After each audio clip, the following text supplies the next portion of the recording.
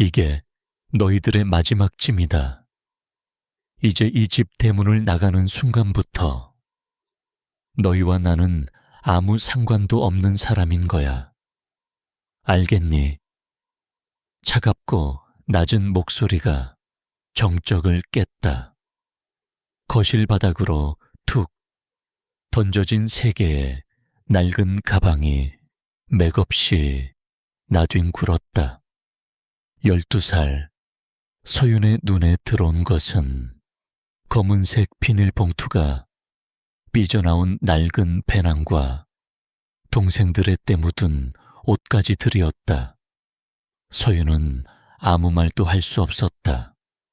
아니, 숨을 쉬는 법조차 잊은 듯했다 했다. 바닥에 닿은 손끝이 얼음처럼 차가워졌다. 창밖으로는 소리도 없이 거대한 한방눈이 쏟아지고 있었다. 불과 일주일 전 아빠를 땅에 묻고 돌아오던 날만 해도 세상은 이토록 잔인하지 않았다. 어머니, 지훈이가 열이 심해요. 오늘 밤만, 제발 오늘 밤만이라도 여기서 자게 해주세요. 서윤이 무릎을 굽히며 애원했다. 그녀의 뒤에서 7살 지훈이 밭은 기침을 하며 5살 막내 민희의 옷자락을 꽉 쥐고 있었다. 아이의 얼굴은 이미 불덩이처럼 달아올라 있었다. 하지만 오강이는 눈 하나 깜짝하지 않았다. 그녀는 세련되게 다듬은 손톱을 매만지며 소파에 깊숙이 몸을 묻었다. 거실의 화려한 샹들리에 조명이 그녀의 차가운 눈빛 위로 부서졌다. 어머니, 누가 네 어머니니? 네 아빠가 살아있을 때나 그런 신용이라도 해줬던 거지. 죽은 사람 붙잡고 언제까지 이 집 귀신 노릇을 하겠다는 거야. 강희는 우아하게 자리에서 일어나 서윤의 앞으로 다가왔다. 비싼 향수 냄새가 코끝을 찔렀다. 그녀는 서윤의 턱을 가볍게 들어올리며 비웃음 섞인 목소리로 속삭였다. 너희 아빠가 남긴 빚이 얼마인지, 아니, 이 집도 네 아빠가 하던 공장도 이미 내 명의로 넘어온 지 오래야. 내가 너희를 길거리로 내몰지 않고 이 짐이라도 챙겨주는 걸 고맙게 생각해야지. 더 추해지기 전에 나가. 서윤의 가슴속에서 무언가 툭 하고 끊어지는 소리가 들렸다.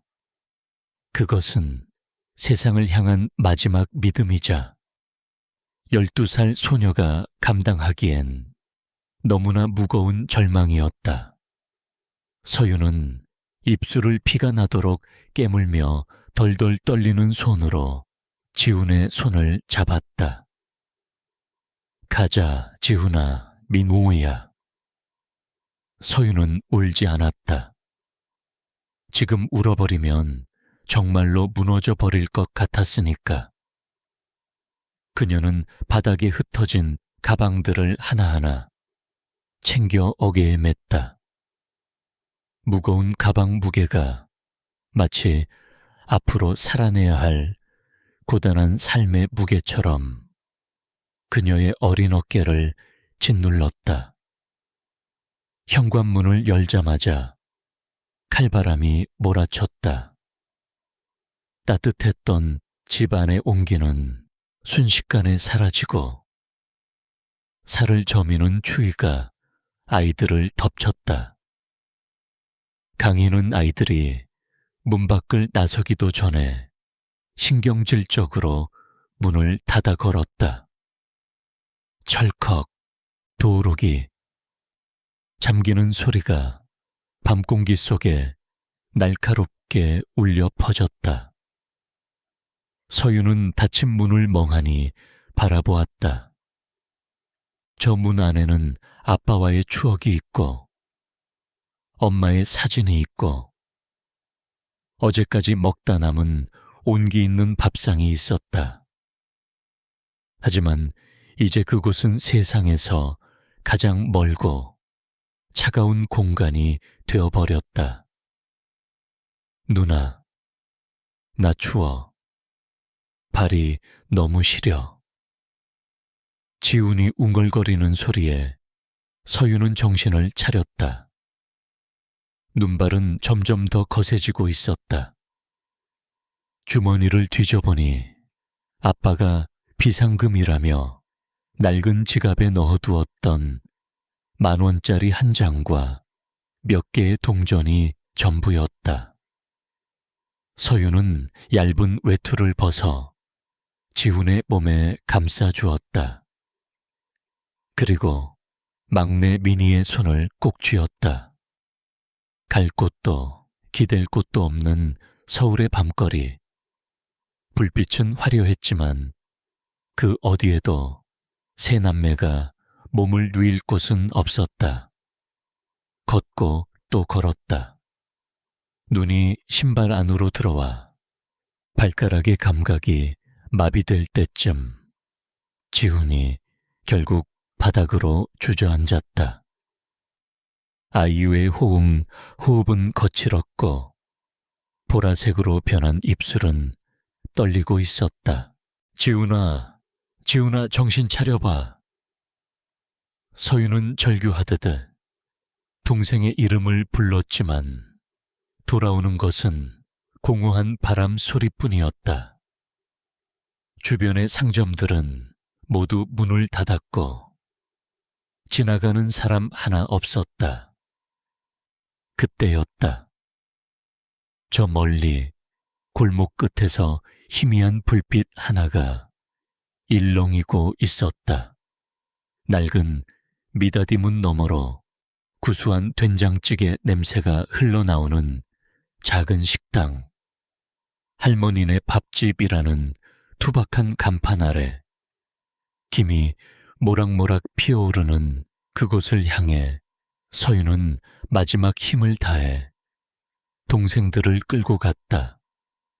서윤은 떨리는 손으로 식당 문을 밀었다.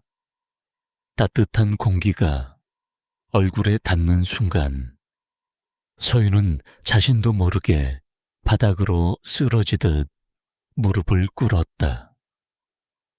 살려주세요. 제발 우리 동생 좀 살려주세요. 그것이 서윤이 기억하는 그날 밤의 마지막 한마디였다. 그리고 그곳에서 서윤은 보았다.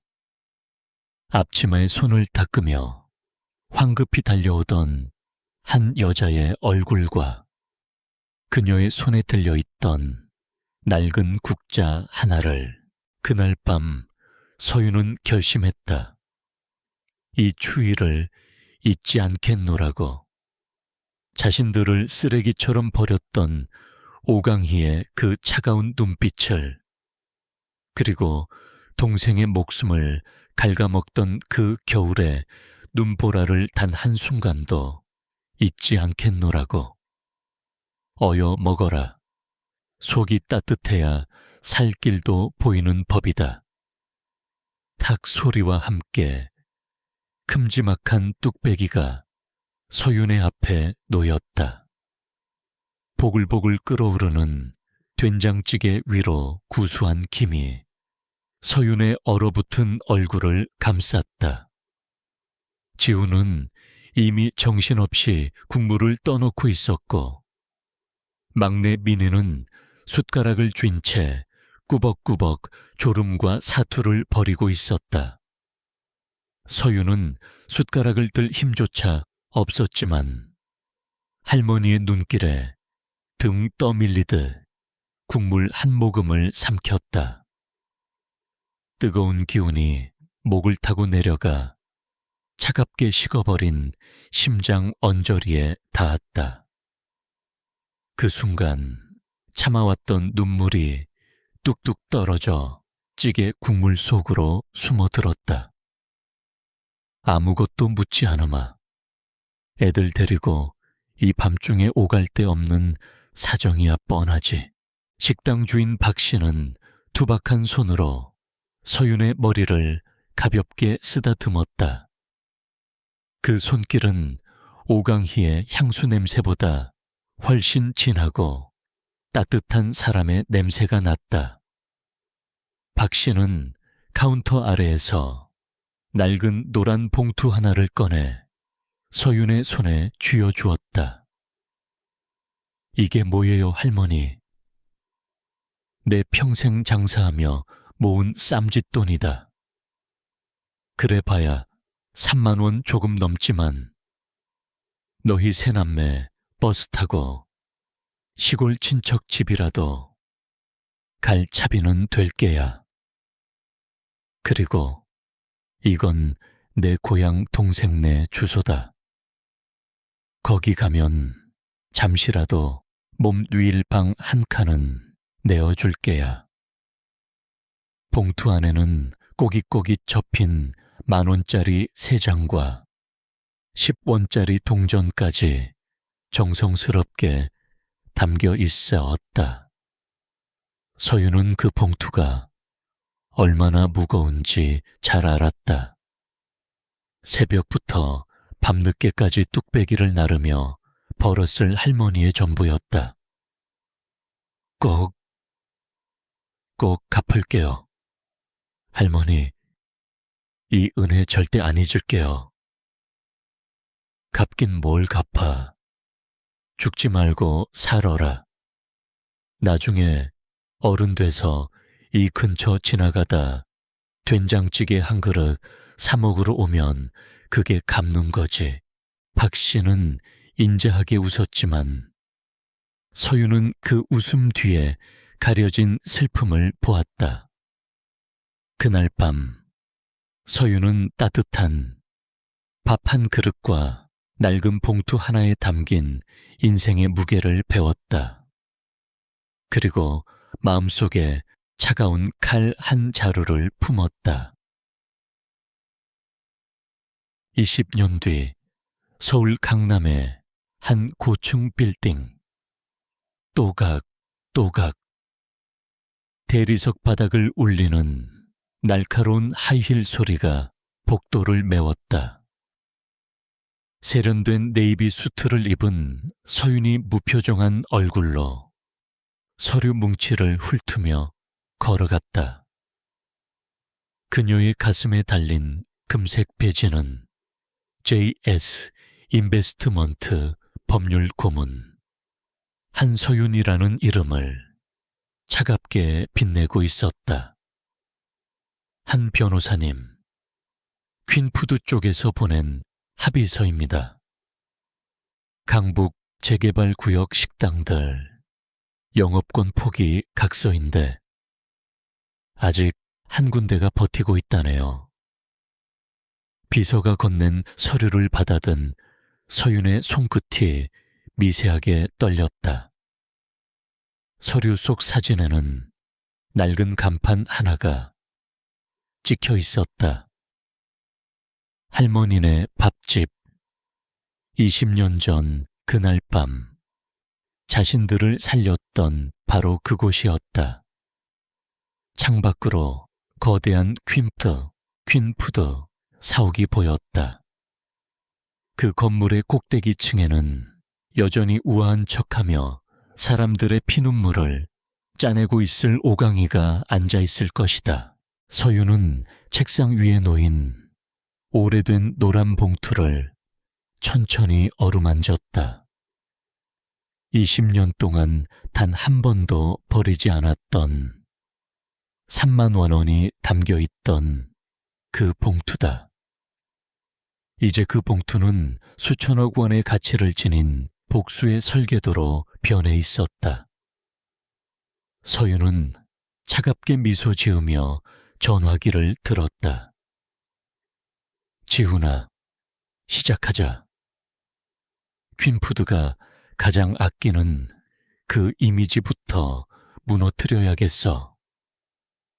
그녀의 목소리에는 이제 더 이상 12살 소녀의 떨림이 없었다. 그것은 오랜 시간 정교하게 다듬어진 사냥을 시작하는 포식자의 목소리였다. 퀸푸드 본사 32층 회장 집무실. 사방이 통유리로 된 그곳에서는 서울 시내가 한눈에 내려다 보였다. 사람들은 개미처럼 작았고 도시는 오강희의 발 아래 놓인 장난감처럼 보였다. 오강희는 보톡스로 팽팽하게 당겨진 얼굴을 거울에 비춰보며 만족스러운 미소를 지었다. 20년 전 남편의 공장을 가로채고 아이들을 내쫓았을 때의 불안함은 이제 흔적도 없었다. 그녀는 이제 대한민국 식품업계의 여왕이라 불리고 있었다. 회장님, JS 인베스트먼트에서 보낸 법률 고문이 도착했습니다. 비서의 말에 강희가 의자에 깊숙이 몸을 기댔다. 들어오라고 해. 까다롭기로 소문난 JS가 보낸 사람이라니 실력 좀 봐야겠어. 문이 열리고 한 여자가 걸어 들어왔다. 절제된 네이비 정장에 흐트러짐 없는 포니테일, 구두 굽소리는 규칙적이었고 시선은 당당했다. 오강희는 본능적으로 미간을 찌푸렸다. 처음 보는 얼굴인데 이상하게 낯선 서늘함이 느껴졌기 때문이다. JS 인베스트먼트 법률 고문 한서윤입니다. 반갑습니다, 오강희 회장님. 서윤은 정중하게 허리를 숙였다. 하지만 그 목소리에는 아부도 긴장도 없었다. 오강희는 서윤을 위아래로 훑어보며 가볍게 코웃음을 쳤다. 한 변호사. 생각보다 젊네. 우리 퀸푸드의 글로벌 푸드 시티 프로젝트 JS 쪽에서도 긍정적으로 검토 중이라고 들었는데 합의 안 된 식당 한 곳 때문에 지체되는 건 투자자들도 원치 않을 거야. 강희는 책상 위에 놓인 태블릿을 툭 던졌다. 화면에는 박씨 할머니의 식당이 있는 골목의 위성지도가 떠 있었다. 여기, 이 낡은 밥집 말이야. 주인 노파가 아주 지독해. 돈을 더 주겠다고 해도 막무가내거든. 이런 쓰레기 같은 건물들이 우리 브랜드 이미지를 다 깎아먹고 있다는 걸 그 노인네만 몰라. 쓰레기. 20년 전 자신들을 내쫓으며 던졌던 그 단어가 다시 서윤의 귓가를 때렸다. 서윤은 입술을 말아 올리며 차갑게 대답했다. 쓰레기라니요, 회장님. 누군가에게는 그곳이 평생을 일궈온 삶의 터전이고 누군가에게는 목숨을 구한 성지일 수도 있지 않겠습니까? 강희의 눈동자가 흔들렸다. 성지. 한 변호사. 비즈니스에 감상을 섞는 타입인가? 식품 사업은 효율이야. 낡고 오래된 건 도태되는 게 순리지. 저 자리에 우리 퀸푸드에 최첨단 플래그십 스토어가 들어서야 한단 말이야. 순리라. 서윤은 천천히 강희의 책상 앞으로 다가갔다. 두 여자의 시선이 공중에서 날카롭게 부딪혔다. 서윤은 강희의 눈을 똑바로 응시하며 말을 이었다. 회장님 말씀대로 순리라는 게 참 무섭죠. 지은 죄는 반드시 돌아오고 뺏긴 사람은 반드시 찾아가게 되어 있으니까요. 식품도 마찬가지입니다. 인공적인 조미료로 맛을 낸 건 금방 질리지만 진심이 담긴 깊은 맛은 시간이 지나도 사람들의 기억 속에 남거든요. 오강희의 얼굴에서 미소가 서서히 사라졌다. 지금 나한테 훈계하는 건가? 아니요, 조언을 드리는 겁니다. 이번 재개발 건 무리하게 밀어붙이지 마세요. 만약 그 식당이 잘못된다면 퀸푸드가 공들여 쌓아 상생과 나눔이라는 이미지가 한순간에 무너질 수도 있으니까요. 서윤은 서류 가방을 챙겨 자리에서 일어났다. 나가기 전 그녀는 문고리를 잡은 채 고개를 돌려 덧붙였다. 아, 그리고 회장님. 오늘 사무실 향수 냄새가 너무 진하네요. 가끔은 그 뒤에 숨겨진 악취가 더 선명하게 느껴질 때가 있거든요. 문이 닫히고 서윤이 사라지자 오강희는 참았던 숨을 몰아쉬었다. 손끝이 미세하게 떨리고 있었다. 뭐야, 저 여자. 대체 누구야? 20년 전 눈보라 속으로 사라졌던 그 어린 계집아이의 눈빛. 결코 잊을 수 없었던 그 서늘한 증오가 겹쳐 보였다. 하지만 강희는 고개를 저었다. 그럴 리 없어. 그 애들은 이미 죽었거나 어딘가 밑바닥에서 빌어먹고 있을 텐데. 하지만 가슴 밑바닥에서 피어오르는 불길한 예감은 멈추지 않았다. 같은 시각 복도를 걸어 나오는 서윤의 눈은 붉게 충혈되어 있었다. 손바닥에는 손톱 자국이 깊게 패어 있었다. 20년을 기다려온 복수의 첫 대면. 이제 사냥감은 덫 근처에 발을 들여놓았다. 서울 한복판. 재개발을 앞둔 낡은 골목 안쪽은 을신연스러운 기운이 감돌았다. 할머니네 밥집의 좁은 입구에 검은 양복을 입은 사내들이 들이닥친 것은 점심시간이 채 끝나기도 전이었다. 영업 방해하지 말고 나가요. 손님들 식사하시는데 이게 무슨 무례한 짓이야. 박씨 할머니가 가냘픈 팔로 사내들을 막아섰지만 문신이 가득한 사내들은 코웃음을 치며 식당 한복판의 테이블을 발로 걷어찼다. 덜컹거리는 소리와 함께 수저통이 바닥으로 쏟아졌고 겁에 질린 손님들은 서둘러 식당을 빠져나갔다. 할머니, 좋게 말할 때 도장 찍으라니까. 퀸푸드 같은 대기업에서 보상금 챙겨줄 때 나가는 게 상책이지.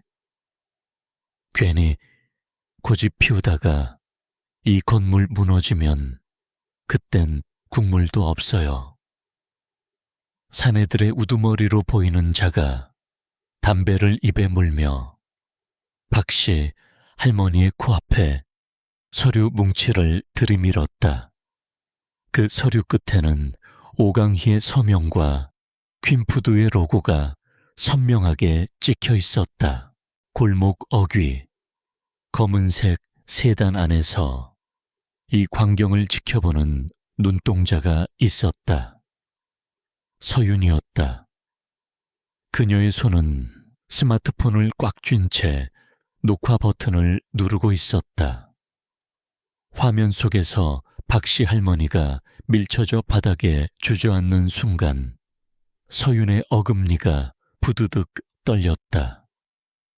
당장이라도 차문을 박차고 나가 저들의 멱살을 잡고 싶었지만 서윤은 핸들을 잡은 손에 힘을 주며 스스로를 다스렸다. 아직은 안 돼. 지금 나서면 오강희의 꼬리만 자를 뿐이야. 몸통을 끌어내야 해. 서윤은 차갑게 식은 눈으로 사내들의 얼굴과 차량 번호판을 하나하나 기록했다. 그날 저녁, 남산이 내려다 보이는 조용한 오피스텔. 평소와 달리 불이 꺼진 거실에 3명의 남녀가 모였다. 서윤, 그리고 그녀가 20년 동안 지켜온 2 동생, 지훈과 민희였다. 누나, 퀸푸드 용역 애들이 오늘 할머니 식당에 갔었다며. 내가 그냥 가서 다 엎어버릴까? 지훈이 분노를 참지 못하고 주먹으로 소파를 쳤다. 그는 현재 대형 건설사의 보안팀장이자 전문 조사관으로 활동하며 오강희의 뒤를 캐고 있었다. 참아, 지훈아. 우리 목적은 단순히 저 양아치들을 잡는 게 아니야. 막내 미나이가 차갑게 말을 받았다. 그녀는 현재 메이저 언론사의 탐사보도 팀에서 일하고 있었다. 미니는 노트북 화면을 돌려 서윤에게 보여주었다. 이거 봐, 언니. 오강희가 최근에 론칭한 착한 나눔 캠페인 영상이야.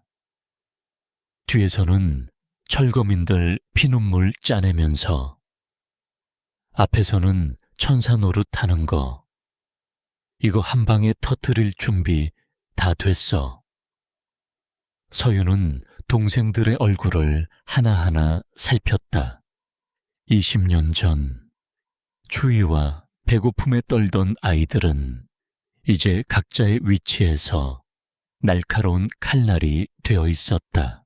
오강희는 지금 자기가 세상을 다 가졌다고 믿고 있어. 그래서 가장 높은 곳에 있을 때 떨어뜨려야 해. 지훈이는 퀸푸드가 이번 재개발 사업권을 따내기 위해 정치권에 뿌린 뇌물 장부를 계속 추적해. 민의는 퀸푸드 내부 고발자를 접촉하고, 나는 법적으로 숨통을 조일 테니까. 서윤은 탁자 위에 놓인 박씨 할머니의 식당 사진을 물끄러미 바라보았다.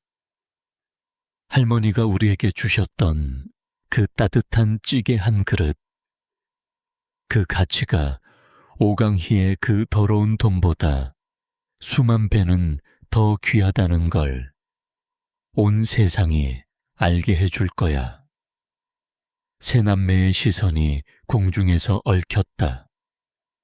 그것은 20년 전 눈보라 속에서 맺었던 피의 약속이었다.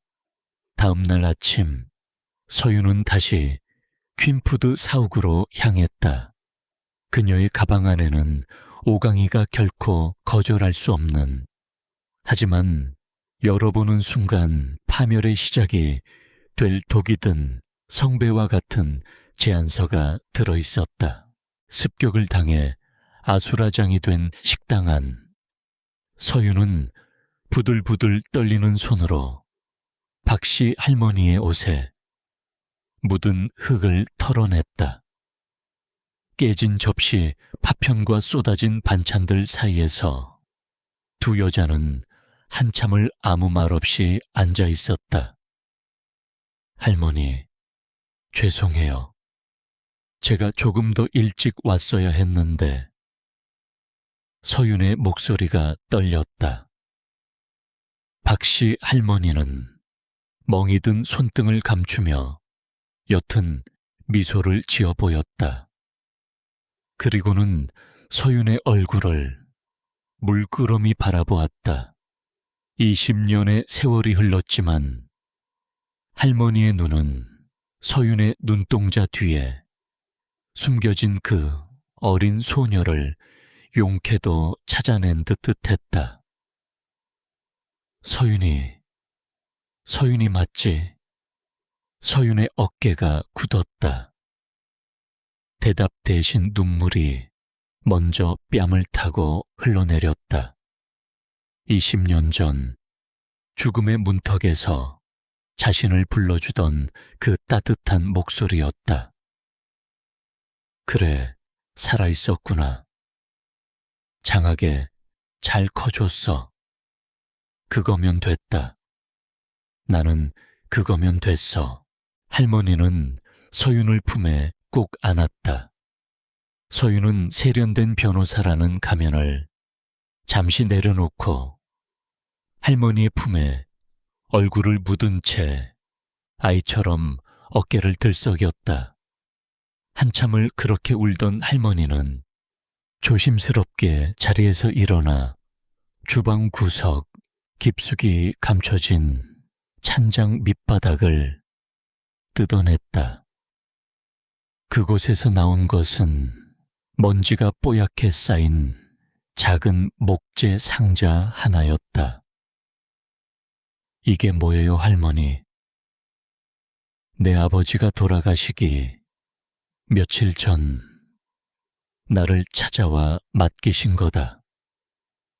혹시라도 본인 신변에 무슨 일이 생기면 아이들에게 전해주라고. 하지만 그 여자 오강이가 너희를 그렇게 빨리 내쫓을 줄은 몰랐어. 너희를 찾아 헤매느라 이 상자가 주인을 만나는데 20년이나 걸렸구나. 서윤은 떨리는 손으로 상자를 열었다. 그 안에는 누렇게 변색된 수첩 한 권과 오래된 USB 하나, 그리고 정갈하게 적힌 요리법 한 장이 들어있었다. 수첩을 펼친 서윤의 눈동자가 격렬하게 흔들렸다. 그것은 오강이가 남편의 회사를 가로채기 위해 비자금을 조성하고 공장 장부를 조작했던 기록들이었다. 당시 오강이가 횡령했던 금액과 세부 내역이 날짜별로 상세히 적혀 있었다. 아버지는 이미 아내의 야욕을 눈치채고 아이들을 위한 마지막 방패를 준비했던 것이다. 하지만 서윤을 더 울컥하게 만든 것은 빛바랜 요리법이었다. 한씨 가문 비법. 육수. 딸 서윤이의 결혼식 날 가장 먼저 대접할 국물. 지금의 퀸푸드를 잊게 한 그 유명한 국물 맛의 원조는 오강희의 머리가 아니라 서윤의 아버지가 딸을 사랑하는 마음으로 개발한 것이었다. 오강희는 남편의 사랑마저 훔쳐 자신의 야망을 쌓는 벽돌로 썼던 것이다. 할머니, 이거면 충분해요. 아니, 넘쳐요. 서윤의 눈빛이 순식간에 차갑고 날카롭게 변했다. 슬픔이 빠져나간 자리에는 오직 서늘한 정의감만이 남았다. 그녀는 상자를 소중히 품에 안고 자리에서 일어났다. 할머니, 며칠만 제 동생들이 마련한 안전한 곳으로 피해 계세요. 이제 이 낡은 식당이 아니라 오강이가 세운 저 가짜 성벽을 무너뜨릴 시간이에요.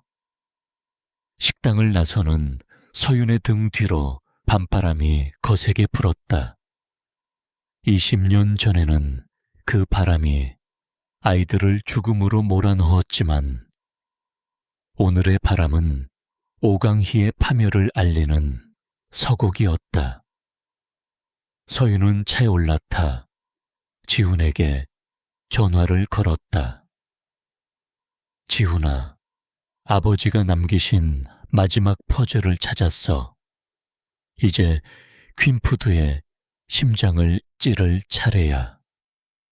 퀸푸드 본사 로비에 설치된 대형 스크린에서는 오강희 회장의 나눔 경영 캠페인 영상이 쉴 새 없이 흘러나오고 있었다. 영상 속 강희는 앞치마를 두른 채 고아원 아이들에게 손수 음식을 떠주며 인자하게 웃고 있었다. 진심이 담긴 맛, 사랑을 나누는 퀸푸드라는 문구가 화면을 가득 채웠다. 하지만 그 화려한 영상 위로 차가운 목소리가 겹쳐졌다. 가식적인 웃음은 여기까지야, 오강희. 서윤의 여동생 민혜는 방송국 편집실에 어두운 조명 아래서 모니터를 응시하고 있었다. 그녀의 손가락이 키보드 위를 기민하게 움직였다. 민희는 지난 며칠간 지훈이 수집한 용역들의 폭력 현장 영상과 박씨 할머니의 인터뷰, 그리고 결정적으로 20년 전 퀸푸드가 탈세를 통해 세워졌음을 암시하는 내부 문건들을 하나의 다큐멘터리 스트리밍으로 엮어냈다. 다음 날 아침, 대한민국 모든 포털 사이트의 실시간 검색어는 단 하나의 키워드로 도배되었다.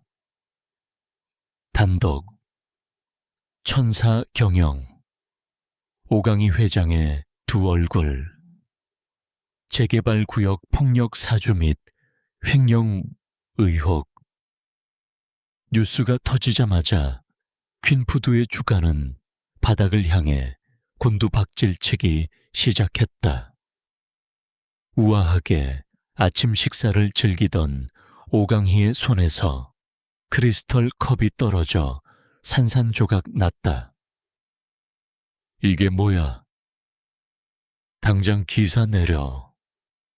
홍보팀 뭐 하고 있어? 강희는 비명을 지르며 비서들을 닥달했지만 이미 SNS와 커뮤니티에는 할머니네 밥집에서 용역들이 행패를 부리는 원본 영상이 걷잡을 수 없이 퍼진 뒤였다. 대중들은 분노했다. 상생을 외치던 기업이 정작 자신들을 살린 노인에게 폭력을 휘둘렀다는 사실에 불매 운동에 불길이 타올랐다. 그 시각, 서윤은 차분하게 퀸푸드의 이사회를 소집했다. 그녀는 JS 인베스트먼트의 대리인으로서 이사진들 앞에 섰다. 회장님, 현재 퀸푸드의 기업 가치가 반토막 났습니다.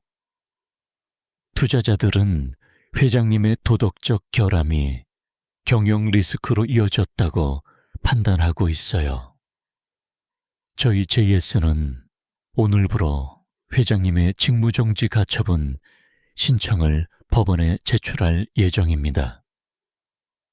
강희는 이사회 회의실로 들이닥치며 서윤의 멱살을 잡을 듯 달려들었다. 한서윤, 네가 감히 나를 건드려. 네 배우가 누구야? 어떤 놈이 시켰길래 이런 짓을 해? 서윤은 강희의 손을 차갑게 뿌리쳤다. 그리고는 주변 이사들이 들리지 않을 만큼 낮은 목소리로 오직 강희의 고막에만 닿도록 속삭였다. 누가 시켰냐고. 20년 전 당신이 눈보라 속으로 내던졌던 그 아이들이 죽지 않고 살아서 당신을 지옥으로 데려가려고 돌아왔어. 강희의 눈동자가 경악으로 커졌다. 너 설마 기억났나 보네. 하지만 놀라기엔 아직 일러. 당신이 아빠에게서 뺏은 것들, 그리고 아빠의 이름을 더럽히며 이 가짜 성벽, 내가 하나도 남김없이 무너뜨려 줄 테니까. 서윤은 강희의 귀 옆에서 입술을 떼고는 이사들을 향해 정중하게 인사하고 회의실을 빠져나왔다. 등 뒤에서 오강희의 실성한 듯한 고함이 들려왔지만 서윤의 발걸음은 그 어느 때보다 가벼웠다. 복도를 걷던 서윤은 핸드폰을 꺼내 지훈에게 짧은 메시지를 보냈다. 두 번째 단계 시작해. 아빠의 레시피를 세상에 돌려줄 시간이야. 막다른 길에 내몰린 쥐는 고양이를 무는 법이다. 오강희는 쥐였다. 하지만 그녀는 자신이 여전히 여왕이라고 착각하고 있었다. 그깟 노인네 하나 때문에 내 20년 공든 탑이 무너질 것 같아. 오강희는 집무실 바닥에 흩어진 신문 기사들을 구두굽으로 지식이며 비서에게 명령했다. 그녀의 눈은 이미 광기에 절어 번뜩이고 있었다. 없애버려. 그 식당, 그 노인네, 그리고 그 안에 있을지도 모르는 모든 흔적들까지. 한서윤 그 계집애가 손대기 전에 잿더미로 만들어버리란 말이야. 그날 밤 서울의 낡은 골목은 이상하리만치 고요했다. 박씨 할머니는 서윤의 설득 끝에 이미 지훈이 마련한 안전가옥으로 거처를 옮긴 뒤였다. 텅 빈 할머니네 밥집 안에는 정막만이 흐르고 있었다. 어둠을 틈타 그림자들이 식당 주변을 에워쌌다. 그들은 능숙하게 휘발유를 뿌리기 시작했다. 코를 찌르는 기름 냄새가 공중에 퍼졌고 이내 작은 불꽃 하나가 어둠을 갈랐다. 화르륵 불길은 순식간에 낡은 목조 건물을 집어삼켰다. 20년 전 세 남매를 살렸던 그 따뜻한 찌개 냄새가 나던 공간이 이제는 검은 연기와 불쾌한 탄내로 가득 찼다. 멀리 떨어진 가로등 밑 서윤은 차 안에서 그 광경을 지켜보고 있었다. 옆자리에 앉은 지훈이 주먹을 꽉 쥐며 당장이라도 튀어나가려 했지만 서윤이 그의 팔을 잡았다. 안 돼, 지훈아. 지금 가면 안 돼. 누나, 할머니의 전부가 타고 있어. 저 안에는 아빠와의 추억도. 알아. 하지만 저 불길이 오강희의 마지막 동아줄을 태우는 불이야. 우리가 지켜야 할 것들은 이미 다 옮겼어. 이제 오강희가 증거를 인멸했다고 믿게 만들어야 해. 서윤의 눈동자 속에서 불길이 일렁겼다. 그녀의 뺨 위로 한 줄기 눈물이 흘러내렸지만 표정만은 얼음처럼 차가웠다.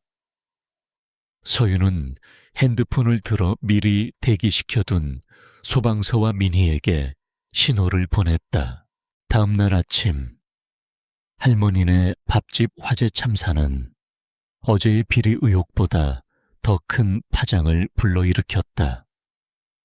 검게 그을린 식당 터 앞에서 오열하는 사람들의 모습과 화재 원인이 방화로 추정된다는 뉴스가 전국으로 타전됐다. 오강희는 뉴스를 보며 비릿한 미소를 지었다. 그럼 그렇지. 이제 증거는 사라졌어. 한서윤, 네가 아무리 변호사라 해도 태워진 종이 조각을 되살릴 순 없겠지. 강혜인은 승리감에 도취되어 와인을 들이켰다. 그녀는 몰랐다. 자신이 스스로 판 무덤 속으로 얼마나 깊이 발을 들였는지.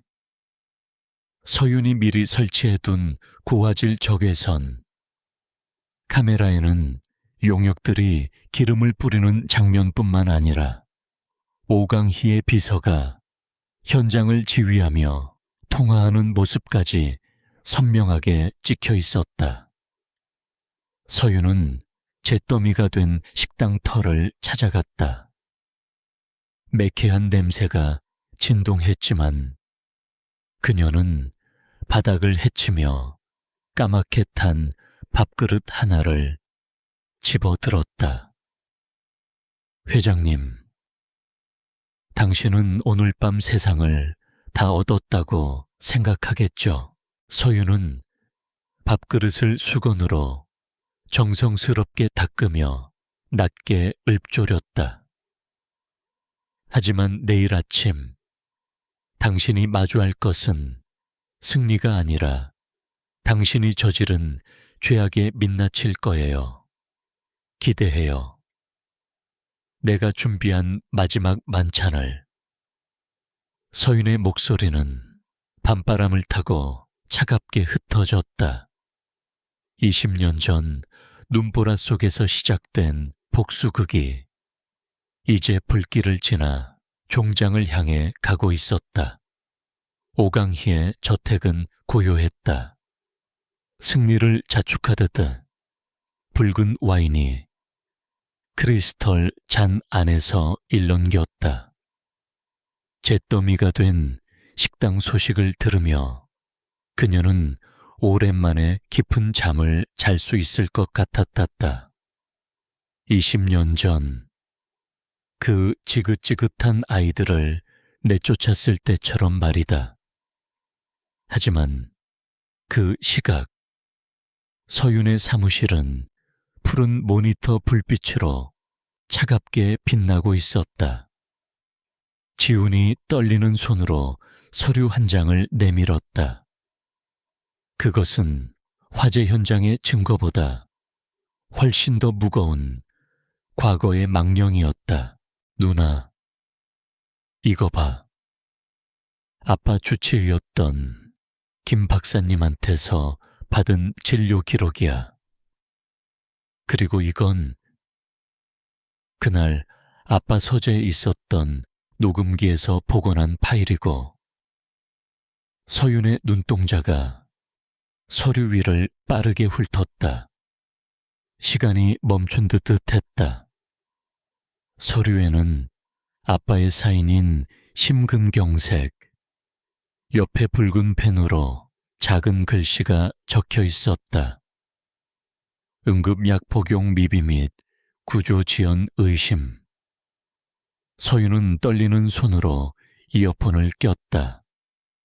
직, 소음 섞인 소리 너머로 20년 전 그날의 공기가 흘러나왔다. 강희야, 약, 서랍, 약 좀. 거친 숨소리, 그리고 무언가 무너지는 소리. 아빠의 절박한 목소리가 들려왔다. 하지만 뒤이어 들려온 것은 오강희의 소름 끼칠 정도로 차분한 목소리였다. 당신, 그동안 고생 많았어. 이제 공장 걱정, 애들 걱정은 내가 다 할게. 그러니까 그냥 편히 쉬어. 이 독하다니. 난 당신이 원하는 걸 해주는 거야. 당신이 죽어야 이 지긋지긋한 가난한 공장도, 내 앞길을 막는 그 어린애들도 다 정리가 되거든. 침묵. 그리고 차갑게 닫히는 문소리. 그것이 아빠의 마지막이었다. 오강희는 아빠를 죽인 것이나 다름없었다. 살려달라는 손을 뿌리치고 약통을 손에 쥔 채 아빠가 숨이 넘어가는 과정을 지켜본 것이다. 서유는 이어폰을 빼지 못한 채 그대로 자리에 주저앉았다. 입술을 깨물었지만 비명 같은 오열이 새어나왔다. 지훈이 서윤의 어깨를 감싸 안았지만 그녀의 몸은 얼음장처럼 차가웠다. 단순한 탐욕이 아니었어. 살인이었어. 우리 아빠를, 우리 집을 그 여자가 도려낸 거야. 서윤의 눈에서 눈물이 마르고 그 자리에 서늘한 사리가 맺혔다. 그녀는 천천히 일어나 거울 앞에 섰다. 거울 속에는 더 이상 상처받은 어린 소녀가 없었다. 심장을 도려내고 복수의 화신이 된 여자가 서 있었다. 지훈아, 오강희가 가장 소중하게 생각하는 게 뭐라고 했지? 자신이 세운 퀸푸드의 왕관, 그리고 세상 사람들의 존경이겠죠. 아니, 하나 더 있어. 자기가 완벽하게 세상을 속였다는 그 오만함. 서유는 아빠의 목소리가 담긴 USB를 꽉 쥐었다. 내일은 퀸푸드의 신제품 발표회야. 아빠의 레시피를 훔쳐 만든 그 가짜 맛을 세상에 알리는 날이지. 그 화려한 무대 위에서 오강희의 진짜 얼굴을 전국에 생중계해 줄 거야. 서윤의 목소리는 낮고 낮았다. 그것은 분노보다 무서운 선고였다. 그날 밤 서윤은 잠들지 않았다. 그녀는 아빠의 낡은 만년필로 초대장을 적었다. 수신인은 오강희. 하지만 그것은 파티 초대장이 아니라 지옥으로 가는 일방통행 티켓이었다. 그랜드 호텔의 연회장은 눈부시게 화려했다. 퀸푸드의 신제품, 천년의 비법 육수, 론칭 행사는 정재계 인사들과 수십 명의 취재진으로 인산인해를 이루었다. 홀라는 고소하고 깊은 국물 향이 가득했지만 그 향기는 서윤의 코끝에 비릿한 피냄새처럼 감돌았다. 오강이는 반짝이는 시퀸 드레스를 입고 무대 중앙에 섰다. 그녀의 머리 위로 쏟아지는 스포트라이트는 마치 왕관처럼 보였다. 이 맛은 저희 퀸푸드가 추구하는 상생의 정신이자 정통의 고집입니다. 오랜 시간 제가 직접 연구하고 다듬어온 우리 민족의 영혼이 담긴 맛이죠. 오강희의 우아한 목소리에 박수갈채가 터져 나왔다. 그녀가 만족스러운 미소를 지으며 시음용 그릇을 들어 올리는 순간 연회 회장의 모든 조명이 한꺼번에 꺼졌다. 정통의 고집이라 그 거짓말도 오늘로 끝이겠군요. 어둠을 뚫고 서늘한 목소리가 스피커를 타고 울려 퍼졌다. 사람들의 웅성거림 속에 대형 스크린이 다시 켜졌다. 하지만 화면에 뜬 것은 퀸푸드의 홍보 영상이 아니었다. 강혜야, 약, 서랍, 약 좀. 지익, 소음 섞인 아빠의 절박한 신음이 장내에 울려 퍼졌다. 연 회장은 찬물을 끼얹은 듯 고요해졌다. 사람들은 경악한 표정으로 화면을 응시했다. 이어지는 오강희의 차가운 목소리. 당신이 죽어야 이 지긋지긋한 가난한 공장도 내 앞길을 막는 그 어린애들도 다 정리가 되거든. 아, 아니야. 저건 조작이야. 당장 꺼. 당장. 오강희가 비명을 지르며 스크린을 향해 달려갔지만 영상은 멈추지 않았다. 화면은 곧바로 며칠 전 할머니네 밥집 방화 현장으로 바뀌었다. 오강희의 비서가 용역들에게 기름을 뿌리라고 지시하는 모습, 그리고 그 비서에게 실시간으로 전화 명령을 내리는 오강희의 통화 녹취가 선명하게 흘러나왔다. 무대 뒤편에서 서윤이 천천히 걸어 나왔다. 그녀는 평소보다 더 차갑고 고결하게 보였다. 오강희 회장님, 당신이 정통이라 주장하던 그 맛은 20년 전 당신이 죽어가는 남편의 손을 뿌리치고 훔친 제 아버지의 유산입니다.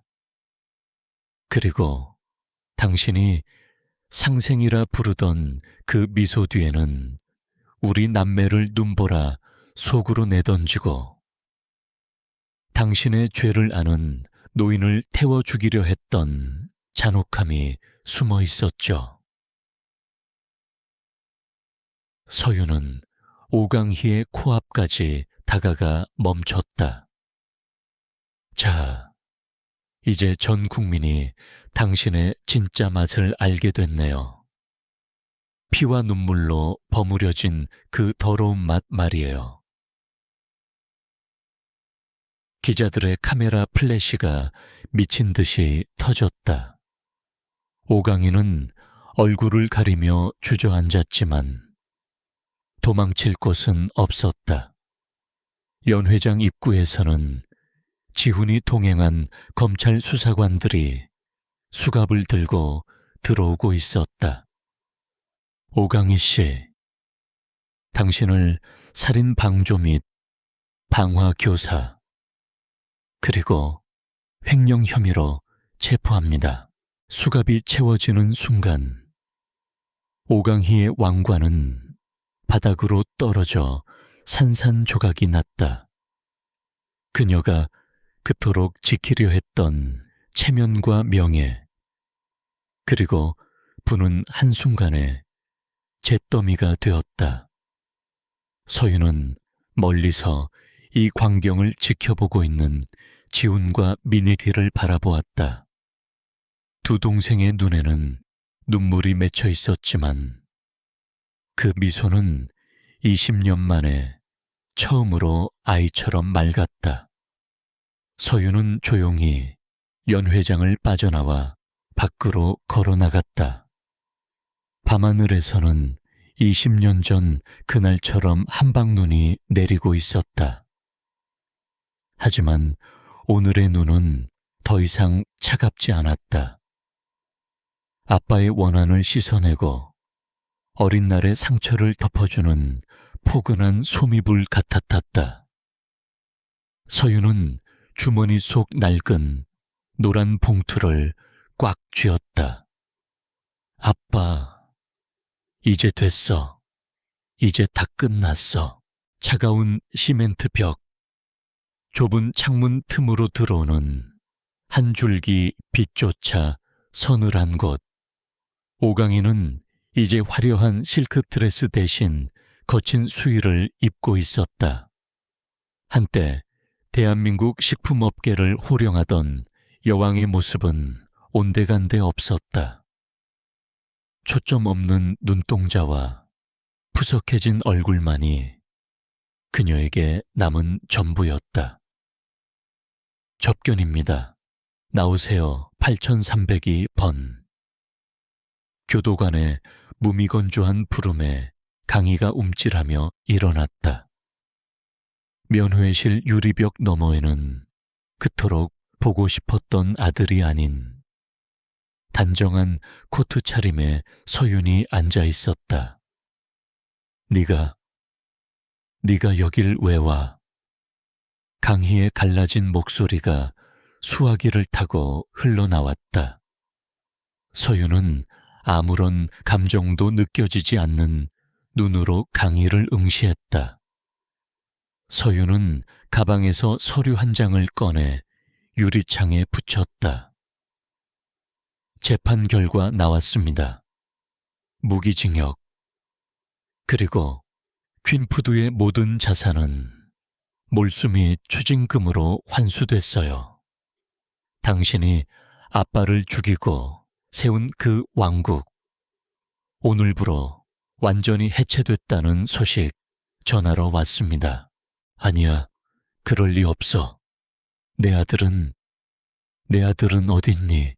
걔가 가만히 있지 않을 거야. 강희가 유리창을 두드리며 울부짖었다. 서윤은 비릿한 미소를 지었다. 당신 아들, 어제부로 해외로 떠났어요.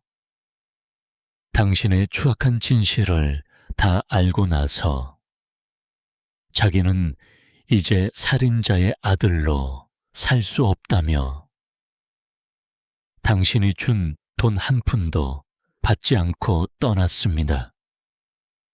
당신에게 남은 건 이제 이 사방이 막힌 방뿐이에요. 강희의 손이 힘없이 바닥으로 떨어졌다. 자신이 그토록 집착했던 부와 명예, 그리고 유일한 자식마저 자신을 버렸다는 사실에 그녀는 짐승 같은 울음소리를 내뱉었다. 억울해, 비참해. 서윤의 목소리가 낮고 날카롭게 파고들었다. 20년 전 우리 남매가 당신에게 내쫓겼을 때 우리 아빠가 당신의 뒷모습을 보며 숨이 끊어졌을 때 우리는 매일 그 기분이었어. 당신은 죽는 순간까지 이곳에서 그 비참함을 곱씹게 될 거야. 이게 내가 당신에게 내리는 진짜 형벌이야. 서윤은 미련 없이 자리에서 일어났다. 등 뒤에서 들려오는 오강희의 처절한 비명은 복도 끝까지 이어졌지만 서유는 단 한 번도 뒤돌아보지 않았다. 몇 달 뒤 재개발이 멈춘 골목길, 잿더미가 되었던 할머니네 밥집 자리에는 세련되면서도 따뜻한 느낌의 2층 건물이 들어섰다. 건물 입구에는 커다란 현판이 걸렸다. 한씨 가문, 밥 먹고 가라. 그곳은 단순히 밥을 파는 식당이 아니었다. 박씨 할머니를 명예이사장으로 모신 갈 곳 없는 아이들을 위한 쉼터이자 따뜻한 밥상을 내어주는 복지재단이었다. 서유는 앞치마를 두르고 주방에 섰다. 옆에는 어느덧 듬직한 청년이 된 지훈이 쌀을 씻고 있었고, 민희는 아이들에게 나누어 줄 도시락을 포장하고 있었다. 할머니, 간 좀 봐주세요. 아빠 레시피대로 해봤는데 괜찮은지 모르겠어요. 서윤이 건넨 국물을 맛본 박씨 할머니의 눈가에 이슬이 맺혔다. 그래, 이 맛이다. 내 아버지가 그렇게나 지키고 싶어 했던 사람을 살리는 맛이야. 가게 밖에는 또다시 눈이 내리기 시작했다. 20년 전 그날처럼 한방눈이 세상을 하얗게 덮고 있었다. 하지만 식당 안은 김이 모락모락 나는 된장찌개 향기와 아이들의 웃음소리로 가득했다. 서유는 창밖에 눈을 보며 마음속으로 깊은 인사를 건넸다.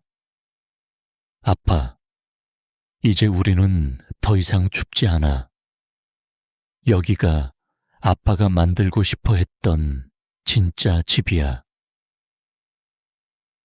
세 남매는 서로의 손을 꼭 잡았다.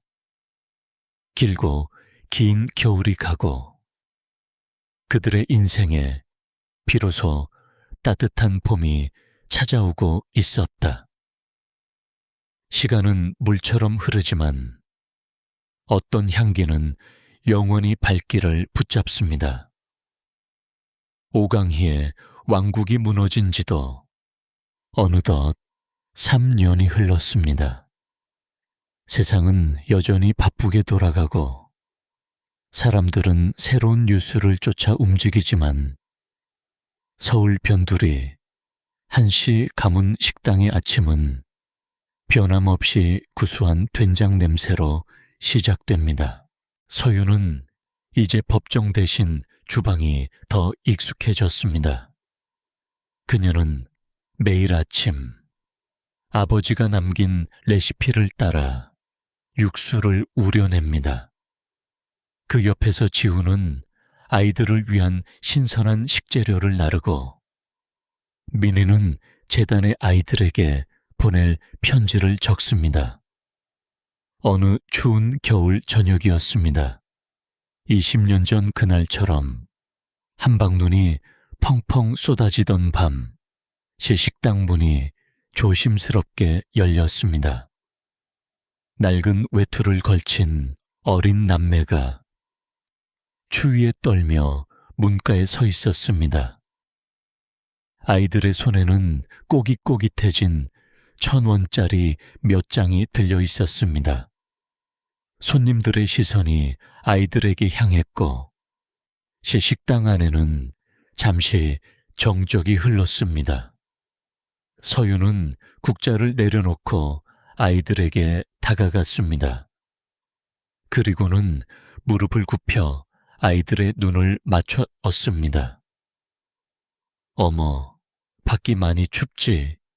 이리 와서 여기 앉으렴. 서유는 아이들을 가장 따뜻한 화로 옆자리로 안내했습니다. 그리고 잠시 후 김이 모락모락 피어오르는 된장찌개와 하얀 쌀밥, 그리고 노란 계란말이가 담긴 쟁반을 내어왔습니다. 저희 돈이 이것밖에 없는데. 남자아이가 망설이며 돈을 내밀자 서유는 인자하게 웃으며 아이의 손을 덮었습니다. 이건 나중에, 아주 나중에, 너희가 어른이 되어서 돈을 아주 많이 벌었을 때, 그때 갚으렴. 오늘은 그냥 맛있게 먹어주는 게 계산이야.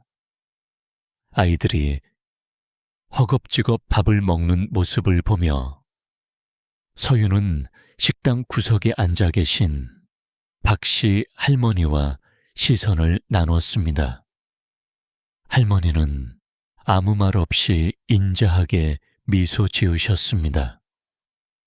20년 전 서윤이 받았던 그 온기가 이제 서윤의 손을 통해 다시 누군가에게 흘러가고 있었습니다. 가게 문을 닫고 세 남매는 식당 앞 평상에 나란히 앉았습니다. 밤하늘에서 내려오는 눈송이가 가로등 불빛에 반짝였습니다. 언니, 가끔 생각나. 그날 밤 우리한테 그 찌개 한 그릇이 없었으면 어땠을까 하고. 민우의 말에 지훈이 서윤의 어깨에 머리를 기대며 대답했습니다. 아마 우린 길을 잃었겠지. 하지만 누나가 있었고 할머니가 있었잖아. 그래서 우린 다시 집으로 돌아올 수 있었던 거야. 서윤은 품 안에서 낡은 노란 봉투를 꺼냈습니다. 이제는 바래고 낡아버린 종이였지만 그 안에는 삼만전배원보다 훨씬 더 크고 귀한 희망이라는 이름의 유산이 담겨 있었습니다. 얘들아, 기적이라는 게 별거 아니더라. 누군가 춥고 배고플 때 손을 잡아주는 것, 그 온기를 잊지 않고 다시 나누는 것, 그게 진짜 기적이야. 세 남매의 등 뒤로 식당의 따뜻한 불빛이 길게 번져나갔습니다. 차가운 눈보라는 더 이상 두렵지 않았습니다. 그들의 가슴 속에는 평생 식지 않을 뜨거운 찌개 한 그릇이 자리 잡고 있었으니까요. 겨울은 깊어가지만 사람의 온기가 머무는 곳은 언제나 봄입니다. 겨울이 길수록 봄은 더 찬란하게 피어난다고 했던가요. 세 남매의 가슴 속에 박혀있던 얼음 파편들이 다 녹아내리는 데에는 그 후로도 몇 번의 계절이 더 필요했습니다. 하지만 이제 그들은 압니다.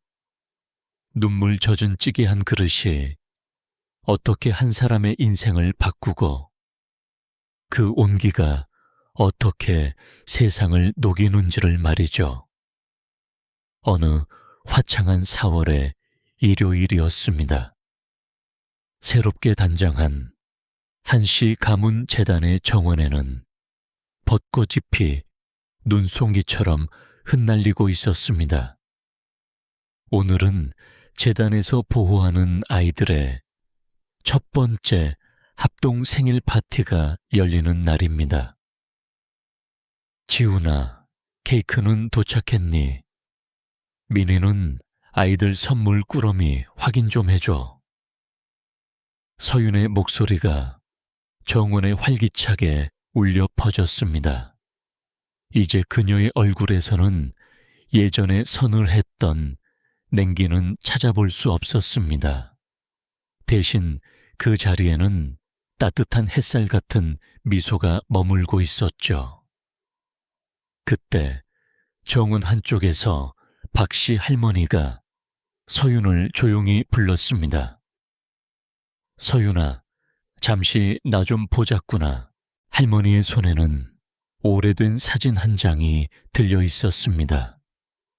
그것은 20년 전 서윤의 아버지가 식당에 들렀을 때 할머니가 몰래 찍어두었던 유일한 사진이었습니다. 내 아버지가 이 사진을 맡기면서 그러더구나. 언젠가 너희가 다시 웃는 날이 오면 그때 이 말을 꼭 전해달라고. 사진 뒷면에는 거칠지만 따뜻한 필체로 이렇게 적혀 있었습니다. 서윤은 아버지가 남긴 마지막 문장을 손끝으로 더듬었습니다. 복수는 끝났지만 아버지가 진정으로 원했던 것은 가해자의 파멸보다 남겨진 아이들이 서로 사랑하며 살아가는 봄이었다는 사실을 그녀는 이제야 깨달았습니다. 서윤은 하늘을 올려다보았습니다. 눈부시게 푸른 하늘 위로 아버지의 인자한 웃음이 겹쳐 보였습니다.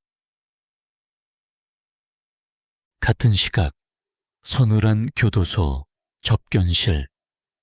오강이는 멍한 눈으로 허공을 응시하고 있었습니다. 그녀의 정신은 조금씩 무너져 내리고 있었습니다. 그녀는 매일 밤 환청에 시달렸습니다. 차가운 눈보라 소리, 그리고 어린아이들의 울음소리. 급기야 그녀는 교도소에서 주는 밥을 거부하기 시작했습니다. 이게 아니야. 그 맛이 아니라고. 그녀는 미친 듯이 소리쳤습니다. 그녀가 그토록 탐냈던 진짜 말이 무엇인지 그녀는 평생 알 수 없을 것입니다. 사랑이 담기지 않은 음식은 그저 배를 채우는 껍데기에 불과하다는 것을 그녀는 모든 것을 잃고 나서야 굶주림으로 깨닫고 있었습니다. 그녀의 비참한 몰락은 누군가에게는 정의의 실현이었고 누군가에게는 지독한 인과응보의 교훈이 되었습니다. 다시 재단의 정원.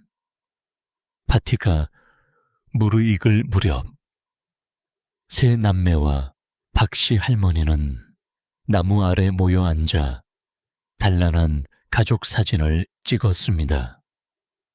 셔터 소리와 함께 박제된 그들의 모습은 더 이상 상처 입은 피해자가 아니었습니다. 그들은 스스로의 힘으로 어둠을 뚫고 나온 승리자이자 다른 이들의 어둠을 밝혀주는 등불이었습니다. 자, 다들 여기 보세요.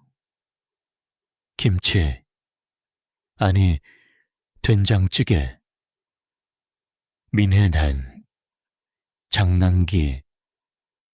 어린 외침에 모두가 참았던 웃음을 터뜨렸습니다.